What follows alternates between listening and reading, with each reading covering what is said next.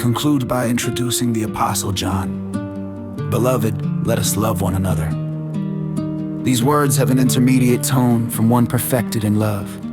You do not hear duty's rigorousness. The apostle does not say, "You shall love." Neither do you hear passion's vehemence. It is as if the apostle said, "What is all this that hinders you from loving? The commandment is that you shall love." But if you understand life, it should not need commanding. To love people is the only thing worth living for. Without it, you are not really living.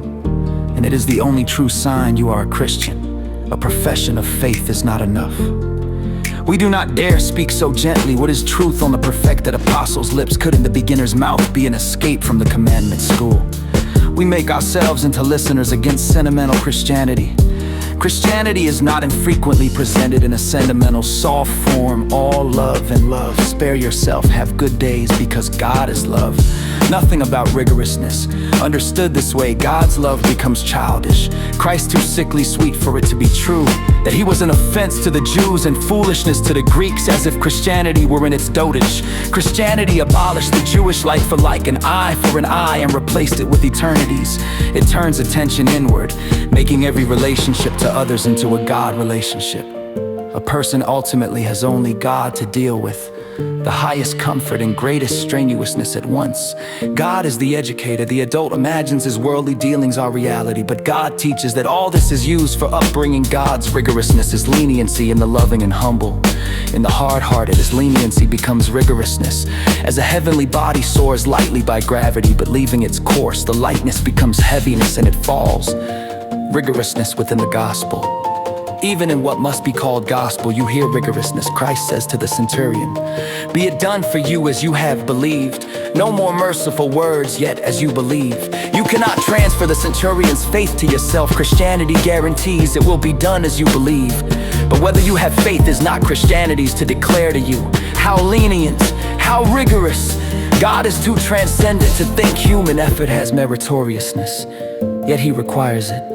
But he is also too transcendent to play the childish game of the good God with a cowardly human being. The gospel saves by leniency, but this leniency will not deceive you. There is rigorousness in it. Forgiveness is forgiveness. Forgive and you will be forgiven. Your forgiveness of another is your own forgiveness. There is not a more exact agreement between sky and sea reflection than between forgiveness and forgiveness. How could you believe in forgiveness if your own life is an objection against its existence? To accuse another before God is to accuse yourself. A criminal stole 100 rix dollar bill and went to another criminal to change it. The second defrauded him, furious. The first reported the fraud, wanting to play the righteous citizen. But the authorities first questioned, how did the plaintiff get the money? 2 cases open at once. So with God accuse another, and God starts thinking about how you are involved. Address God as judge, he becomes your judge like for like. But if you do not accuse others, God is the gracious God. The splinter, the log, and God is echo. Why do you see the splinter in your brother's eye, but not the log in your own? The log is seeing and condemning the splinter to inspect your brother's splinter in God's presence. And God is always present, is high treason. The worldly like for like says, as others do to you, do likewise. The Christian God will do to you exactly as you do to others. You have nothing to do with what others do to you, only with what you do to them. To love people is to love God. What you do to people, God does to you. God is himself this pure like for like, the pure rendering of how you are. If there is anger in you, God is anger. If mercifulness, God is mercifulness. At every moment, God infinitizes what is in that person.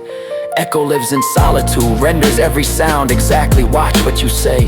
Echo repeats it. If you have truly been solitary, you learn that God repeats everything you say and do to others with the magnification of infinity. The same words are grace or judgment. The first thing you learn relating yourself to God is that you have no merit.